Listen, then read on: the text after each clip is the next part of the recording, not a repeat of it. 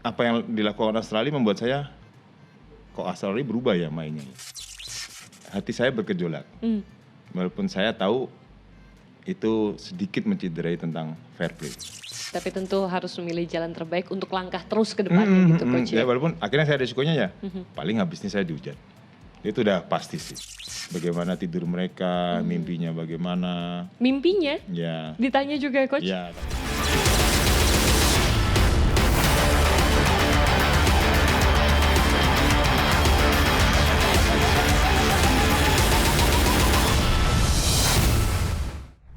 Halo Soccer People, kita jumpa lagi di Soccer Lover yang selalu menyajikan informasi menarik dari dalam maupun luar lapangan hijau, baik dari dalam negeri maupun mancanegara. Kali ini kita akan membahas tentang prestasi tim nasional Indonesia U17 yang baru aja memastikan diri lolos ke Piala Asia U17 2025 di Arab Saudi. Prestasi ini tentu menambah panjang deretan timnas Indonesia berbagai kelompok umur ya, yang melenggang ke kancah Asia. Timnas Indonesia Senior lolos ke Piala Asia 2027 di Arab Saudi. Timnas Indonesia U23 kemarin main di Piala Asia 2024 di Qatar dan berhasil menembus semifinal. Timnas Indonesia U20 ini akan berlaga di Piala Asia 2025 di Cina. Tapi ada sedikit cerita di balik kelolosan skuad Garuda Asia ke Piala Asia U17. Nah, untuk ngomongin hal ini, pas banget nih, saya bersyukur banget bisa kedatangan sosok yang satu ini. Saya sudah bersama dengan pelatih Timnas Indonesia U17, Coach Nova Arianto. Coach, gimana kabarnya Coach? Baik. Ini fresh from the oven, thank you loh. Bisa Baru datang menyempatkan langsung diculik ya. waktunya ke sini, beruntung sekali. Coach, pertama-tama kita tentu mengucapkan selamat atas kelolosan Timnas U17 kita ke Piala Asia 2025. Tapi sekarang sungguh menjadi sorotan ya di laga terakhir melawan Australia. Iya, pasti. Ini pro dan kontra terjadi. Timnas U17 dituding main aman dan membiarkan Australia hanya oper-operan bola yang berujung akhirnya sekarang di media sosial pun terbelah nih. Ada yang membela namun ada juga yang menyayangkan. Kenapa sih Indonesia nggak mencoba merebut bola gitu. Saat itu posisinya Indonesia dan Australia kan kedua-duanya udah aman gitu ya. Australia nih dipastikan juga lolos melalui jalur runner up terbaik dan juara grup. Tapi kita jadi penasaran gitu, sebenarnya apa sih yang terjadi itu di lapangan, gimana sih? Kita pengen ngerti Coach. Yang pertama saya bicara dari awal dulu ya. Awal apa yang terjadi di pertandingan lawan Australia. Yes. Kalau kita melihat persiapan kami dari awal setelah ada drawing kita satu grup dengan Australia, dengan Kuwait dan Kepulauan Mariana. Memang kita merencanakan apa sih sebenarnya yang akan kita pergunakan, taktikal apa yang akan kita gunakan di saat kita nanti tampil di Kuwait. Dan memang pertandingan lawan Australia menjadi sangat penting. Tapi saya bicara sebenarnya pertandingan yang lebih penting adalah saat kita menghadapi Kuwait. Kalau seandainya kita lawan Kuwait kita seri atau kalah ya kemungkinannya kita lolos kan agak sulit. Dan itu sudah saya sampaikan ke pemain bahwa pertandingan lawan Kuwait itu adalah pertandingan kunci kita atau jalan kita untuk bisa lolos. Karena kalau kita bisa menang lawan Kuwait, kita tinggal fokus misalnya hanya 1 poin dengan Australia atau kita bisa menang dengan Australia, kita sudah pasti lolos. Dan itu memang skema kita dan rencana-rencana itu sudah kita persiapkan dari Bali, dari kita persiapan di Bali sampai di Spanyol. Dan sampai di akhirnya di pertandingan Australia, memang situasinya kita masih kita lihat di table runner up terbaik, kita masih di nomor 7 gitu. Dan memang kita membutuhkan kalau kita mau lolos ya minimal seri. Kalau kita kalah, kita nggak akan lolos karena secara sisi golnya kita kalah dengan Qatar sama India kalau nggak salah. Jadi banyak pertimbangan yang kita ambil dan tetapi masalah taktikal ya kita tetap memakai yang sudah kita rencanakan dari Bali, dari Spanyol, dari Bali. Kita menunggu untuk melakukan counter attack dan kita bisa mungkin penonton juga melihat kan dari awal pertandingan kita secara permainan sama apa yang kita buat. Kita menunggu dulu dan kita mencoba lakukan counter dan kita lihat sangat efektif untuk menghadapi Australia yang secara kualitas kita tahu dia ada di atas kita ya. Dan memang di setengah babak saya coba cekin pun saya. Bagaimana posisi di base runner up. di posisi itu semua pertandingan sudah selesai nih. Tinggal menunggu pertandingan kita sama Qatar. Dan di situ memang di pertandingan lainnya sudah poinnya 3-3-3 dan saya berpikir kalau seri kita lolos. Oke. Tapi kalau kalah kita nggak lolos. Dan sampai di sebelum pertandingan, sebelum masuk ke babak kedua saya sudah sampaikan ke pemain karena saya ingin sampaikan sesuatu yang ini kalau saya sampaikan pemain jadi bumerang pemain atau enggak. Karena dengan seri lolos takutnya pemain terlalu fokus untuk bertahan misalnya. Tapi dengan itu akhirnya saya sampaikan. Kita seri lolos, tapi ini menjadikan motivasi buat pemain lebih konsentrasi di lapangan. Karena kita tahu di babak pertama kan Australia juga mempunyai serangan yang cukup berbahaya. Dan itu yang kami antisipasi bagaimana Australia melakukan penyerangannya. Dan bagaimana kita melakukan counter attack. Tapi yang terjadi di lapangan kan situasinya ternyata saya cukup apa ya, bukan surprise sih, cukup kaget. Surprise kaget. dong. Surprise, kaget. Ya bisa hampir sama. Tercengang. Ya kagetnya apa yang dilakukan Australia membuat saya kok Australia berubah ya mainnya ya. Yang dari awal kita udah antisipasi kita mau begini. Australia merubah cara bermainnya. Itu bukan cara main Australia sih sebenarnya. Oh, you think so? Ya, itu bukan pemain Australia. Saya di tengah pertandingan saya berpikir apa yang harus saya ambil, langkah yang saya ambil karena situasinya kan kita seri aja tuh lolos. Tapi kalau kita kalah, kita nggak lolos. Kita sempat di babak pertama, di babak awal babak kedua kita tetap bermain normal karena kalau di saat Australia menyerang, kita akan selalu counter. Dan ada satu momen yang seharusnya kita bisa cetak gol lewat momen counter attack itu lewat Daniel kalau nggak salah. Dan setelah itu kejadiannya langsung berubah. Berubahnya Australia kita menunggu, Australia hanya passing. Itu Ya yang kan? akhirnya menjadi pertanyaan semua orang sejak menit 60 itu 60, kayak ya. you guys, what are you doing gitu kan? Ya itu makanya saya bicara di media, hati saya bergejolak. Walaupun saya tahu itu sedikit menciderai tentang fair play. Because it seems so. Ya, saya tahu, saya bisa memahamin. Tapi ada kepentingan, kan tim yang sekarang yang bukannya kita takut ketemu siapa, enggak. Karena kepentingan kita adalah bagaimana kita lolos. Di dalam hati mungkin saya bisa berpikir, oh kalau Australia buat itu, poin positifnya buat kita apa? Kita bisa lolos kan, dengan Australia berbuat seperti itu. Tapi kalau kita akan mencoba agresif menyerang dan Australia menyerang kembali ke kita dan kita kemasukan, akhirnya kita nggak akan lolos.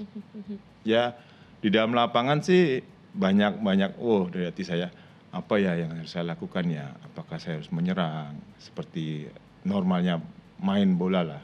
Oh jadi sempat mikir yang, oh ini harus pakai strategi apa nih ngadepin Australia yang tiba-tiba berubah gaya mainnya seperti itu? Iya, karena ya ini pengalaman saya dulu, saya pernah dipegang tim EPA juga ya di salah satu klub di Indonesia. Situasinya sama seperti ini. Saya seri aja lolos tapi lawan membutuhkan menang atau seri kalau nggak salah. Akhirnya lawan hanya nggak mau maju seperti timnas Indonesia ini, dia menunggu aja. Akhirnya karena saya berpikir, udahlah kita bermain all out aja, menyerang. Padahal kita butuh seri aja sebenarnya lolos. Situasinya mungkin tim itu saat itu saya di posisi Australia lah. Akhirnya kita menyerang, kita coba menyerang, akhirnya kita kemasukan. Akhirnya kita kalah, kita nggak lolos. Nah dalam itu saya langsung berpikir, apakah situasi itu yang akan saya ambil? Atau ya akan stay menunggu seperti itu. Dan pasti pemain terlihat sih dari gestur pemain ingin ayo pressing. Sempat ada yang marah. Dan saya bisa memahami itu, tapi saya harus berpikir, oh Australia buat seperti itu, kita akan lolos. Dan akhirnya saya putuskan ya pemain untuk ya tetap bermain sesuai dengan apa yang akan kita persiapkan dari awal. Kita menunggu, kalau Australia menyerang kita baru lakukan counter. Karena kalau kita bermain agresif, secara kualitas individu, saya mengakui kita kalah dengan Australia. Artinya keputusan yang coach buat merupakan strategi yang telah coach pikirkan seperti itu dalam sepersekian detik, berarti kan menit ke-60 menuju menit 90, 30 menit tersisa, and then Anda merubah, oke, saya putuskan untuk udah bertahan aja, gitu ya? Ya kalau memutuskan bertahan kan dari babak pertama Iya, awal udah maksudnya mengikuti pola main mengikuti. Australia jadinya gitu ya? Iya. Ya udah tungguin aja, gitu Karena ya? ada satu momen kita coba lakukan pressing, Australia langsung menyerang. Akhirnya menimbulkan resiko kan, resiko-resiko yang saya pikir akan kalau kita kemasukan, kita akan semakin berat untuk lolos ke Piala Asia. Tapi coach juga sempat di sosial medianya ini terlihat memberikan kata-kata katanya you feel malu gitu akan hal ini. Sebenarnya malunya tuh kenapa coach? Dan apa yang Anda sampaikan kepada anak-anak setelah pertandingan gitu? Malunya ya karena ini jauh dari kata yaitu fair play di sepak bola. Oh main bola kok seperti ini sih. Itu di hati saya bergejolak. Apa ya yang saya pikir ya, siapa yang harus saya ambil. Akhirnya saya harus, ya udah deh, kalau memang harus ini jalannya saya lolos ya, saya ambil keputusan itu. Ya tapi tentu harus memilih jalan terbaik untuk langkah terus ke depannya gitu coach ya. Ya walaupun akhirnya saya risikonya ya, paling habis ini saya dihujan. Itu udah pasti sih, karena ya situasi pertandingan kan banyak, banyak pikiran sih. Iya, meskipun ada yang membela tapi ada kontranya juga yang mengatakan, wah ini kenapa sih ini, bahkan sampai ada tuduhan main mata sama siapa coach gitu ya. Mungkin main mata saya sama main mata pelatihnya kali ya. Tapi terlepas dari itu ya, Soccer People ya, tentu kita patut mengapresiasi perjuangan skuad Indonesia yang meraih 2 kemenangan dan sekali seri di grup G. Apalagi menang 1-0 di laga pembuka lawan tuan rumah Kuwait. Dimana kita tahu laga pembuka itu sebenarnya bukan masalah pertandingan taktis atau strategi tapi mental gitu. Kalau laga pembuka tuh jatuhnya kunci dasarnya mental. Kita jadi juga pengen tanya, apa sih sebenarnya dasar-dasar atau norma-norma kunci performa positif yang Anda terapkan kepada anak-anak? Apalagi mengingat ini 17 ya, 17 gitu. Iya. Yang pasti masalah mental ya, secara mental dan psikologi menjadi concern kami dalam mempersiapkan pertandingan tersebut. Termasuk dan saya sangat bersyukur sebelum saya ke Kuwait ya, saya bergabung dengan timnas senior di Bahrain dan di situ Coach Shin sampaikan tim Timur Tengah tuh apa saja sih, karena secara pengalaman pasti Coach Shin sangat banyak ya menghadapi tim Timur Tengah. Dan beliau sampaikan ada banyak, ada hati-hati dramanya, hati-hati ininya, hati-hati wasitnya. Dramanya ya? Dramanya. Oh iya. Ya kan, nanti kalau dia udah cetak gol dia akan ulur waktu, itu yang harus kita persiapkan kan. Akhirnya ya itu yang saya sampaikan ke pemain, kalau pertandingan pertama lawan Kuwait pasti akan banyak terjadi drama. Karena sebelum kita lawan Kuwait kan kita akan ada uji coba main di Qatar. Situasinya sama. Di pertandingan kedua kita kemasukan dulu, yaitu guling-gulingnya lama, wasitnya lama. Akhirnya bersyukur cetak gol, setelah cetak gol wasitnya niupnya lama lagi selesainya. Ya itu sering akan terjadi di Timur Tengah dan itu saya sampaikan kepada pemain ya, termasuk dari sisi kesehatan. Dari tim medis kami kebetulan ada Mr. Choi yang bantu kami. Saya cuma pesennya bagaimana caranya siapapun pemain yang cedera bisa main di pertandingan lawan Kuwait. Karena itu kunci. Kalau di situ kita seri atau kalah ya kita berat untuk lolos. Tapi kalau di situ kita menang, contoh habis itu ada yang cedera lawan Australia, oke lah nggak masalah. Tapi pertandingan Kuwait menjadi kunci untuk kita bisa lolos sih. Dan waktu itu kan ada Becker sama Fabio yang masih belum bugar. Kata dokter Choi, udah pokoknya saya buat bagaimana caranya dia main. Mau pakai tapping, mau pakai apa, mau pakai obat atau apa, caranya dia main. Ya saya bersyukurnya 11 pemain starting saya semuanya bisa main dan ya kita setiap hari kita kasih masukan, kita kasih motivasi bahwa sebenarnya pemain bisa sih untuk menghadapi pemain-pemain Timur Tengah. Cuma antisipasi ya kita harus bisa lebih mengontrol emosi aja. Ya itu terkait emosi itu ya. Itu yang terlihat.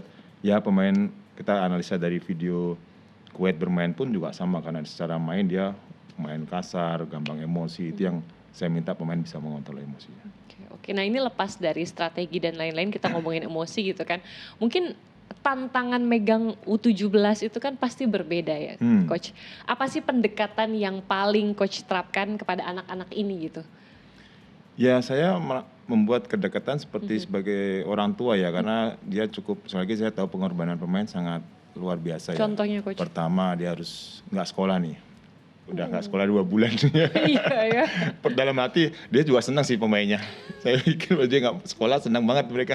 Tapi kan itu salah satu pengorbanan karena di usia mereka, di saat usia mereka untuk bertumbuh, mereka Betul. harus sekolah, mereka harus bersosialisasi dengan temennya. Akhirnya dia harus fokus ke timnas U17. Yang kedua dia harus jauh dari orang tua ya pastinya.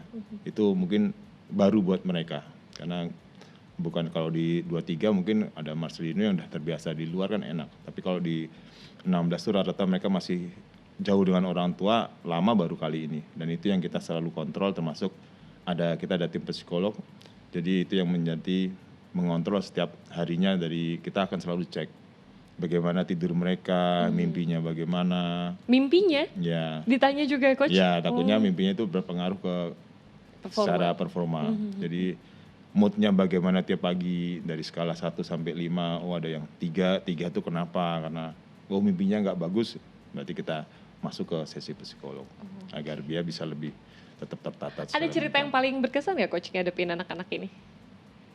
Anak-anak ini ya secara pemikirannya kan masih anak-anak lah, masih pemain muda, masih Pasti.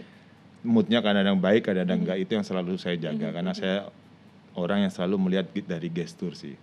Oh gesturnya anak ini kok kayaknya lagi nggak bagus. Terutama Becker kan sering moodnya kadang-kadang bagus, kadang-kadang enggak. Saya tanya kenapa, karena ya kondisi cedera saya ikut yang membuat dia tidak bisa nyaman. Jadi itu yang dalam mengontrol emosi pemain aja sih. Anak-anak muda nih. Masih sangat Harus bergejolak gitu ya Mas. Harus Bergejolak. ekstra sabar coach. Jadi kelihatan muda pelatihnya kalau Iya muda. benar. Nah coach, apa sih evaluasi dari, kan udah ada 3 laga di babak kualifikasi, mungkin finishing atau penyerangan gitu. Kalau evaluasi pasti ada, dan menjadi masalah terbesar dalam tim saya adalah di saat kita merebut bola, dan melakukan counter attack masih terkadang terburu-buru. Jadi terkesan bolanya mudah hilang, dan itu yang menjadi catatan kami terbesar, termasuk masalah finishing ya. Terakhir kita lawan Australia, kita ada berapa peluang yang harus bisa cetak gol, kita nggak cetak gol, termasuk kita lawan Mariana waktu itu. Banyak peluang yang harusnya menjadi gol, tidak jadi gol. Itu menjadi catatan terbesar kami sih. Tapi ada yang bisa dibanggain dong, 3 laga clean sheet. Tanpa kebobolan, mantap. Ya, bekerja keras pemain. Luar biasa. Nah di undian Piala Asia U17, Indonesia ini tergabung di pot 4 Ya. dan berpotensi bertemu tim-tim unggulan. Nah ini menjadi tantangan baru, Ya. tapi seoptimis apa Anda melihat peluang Indonesia? Kalau kita ngomongin target, sampai mana nih coach targetnya? Kalau optimis, saya selalu menjadi orang yang optimis.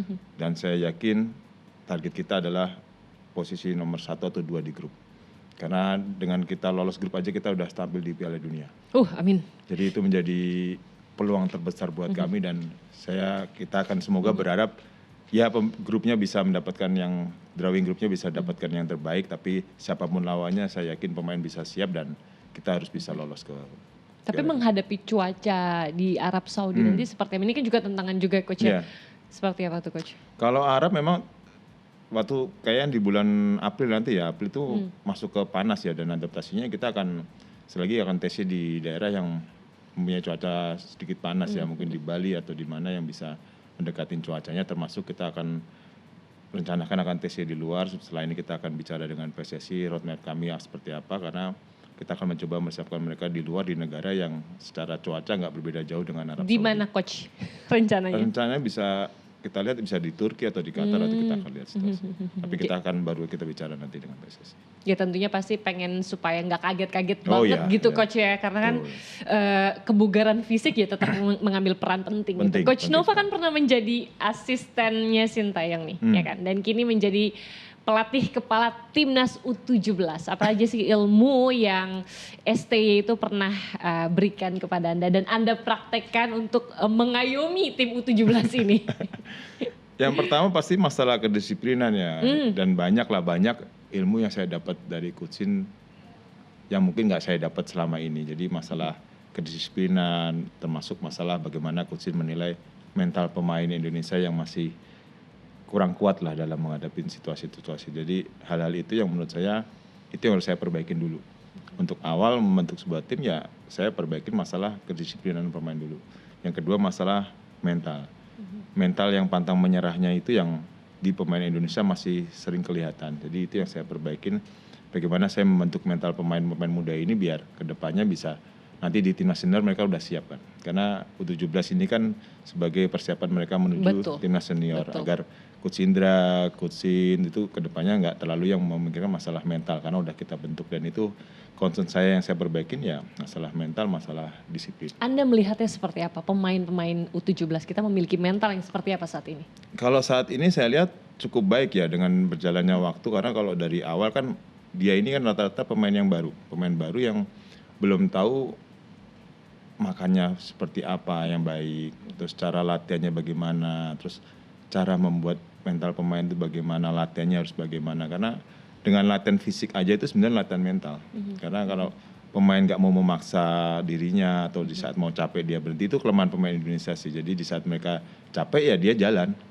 Padahal di sepak bola sekarang kan nggak bisa seperti itu. Itu mental itu yang selama ini yang Coach Sin buat selama datang di tahun 2020 ya 2020 itu menjadi concern dan sekarang itu yang saya bawa di timnas U16 agar secara mental pemain bisa lebih siap termasuk masalah fisik.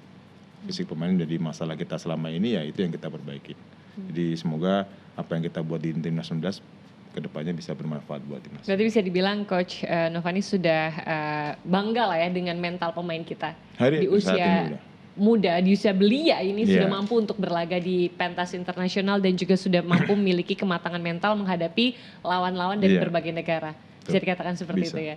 Coach, kalau ngomongin target pribadi nih sekarang ya, kalau boleh milih gitu ya, Coach mau jadi pelatih timnas senior atau pelatih klub besar di Indonesia nih, target kedepannya apa nih Coach? Waduh, target sekali lagi pasti ada lah target-target karena tapi target terbesar saya adalah saya ingin sebenarnya melatih di luar negeri sih. Itu menjadi tujuan saya yang menjadi target saya ke depan adalah saya ingin melatih di klub di luar. Karena bukan berarti di klub di Indonesia nggak bagus atau di timnas enggak, tapi ini mungkin jadi proses saya belajar, proses saya ke depannya. Tapi untuk ke depan saya ingin melatih di luar negeri. Kalau nanti misalkan ada pilihan Coach, dipanggil klub luar tapi harus menangani timnas Indonesia, Coach pilih yang mana? Yang pasti timnas Indonesia. Oh, 100% itu. Garuda di dadaku ya, iya harga mati. Harga mati, kalau itu wajib. Itu wajib ya. Kalau nggak dipakai tim nasional baru. Bener ya Coach ya? Siap. Kita catat jawabannya. Nah ini sekarang ngomong-ngomong soal klub. Mantan klubnya Coach Nova nih, Persib Bandung perlahan tapi pasti mulai merangkak dia ke atas ya. Nah ini kini Maung Bandung berada di posisi 2 klasemen usai menaklukkan Persik Kediri 2-0. Catatan apik juga ditorehkan tim besutan Boyan Hodak dengan 9 laga tanpa kekalahan. Senyum-senyum Coach nih.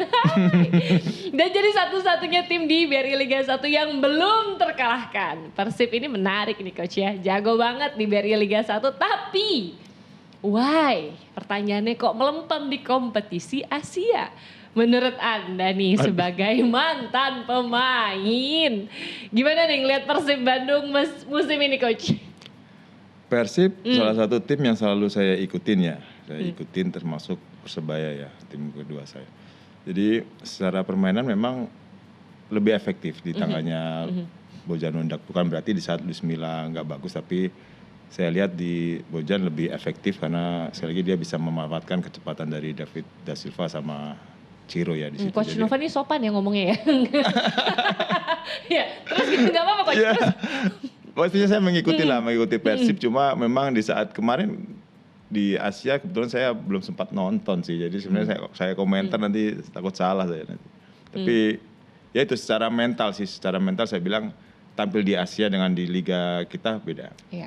Itu yang saya bisa rasakan termasuk di timnas 17 ya. Jadi mental mereka di saat lawan yang mungkin di klub, mungkin di Asia pasti beda, secara level lawan pun juga berbeda dan itu yang harus dirubah agar kita bisa lebih berprestasi lagi di Asia sih. Itu harapannya ya pasti ya Coach. Nah, saya jadi penasaran nih, mungkin Soccer People juga ada yang inget Coach.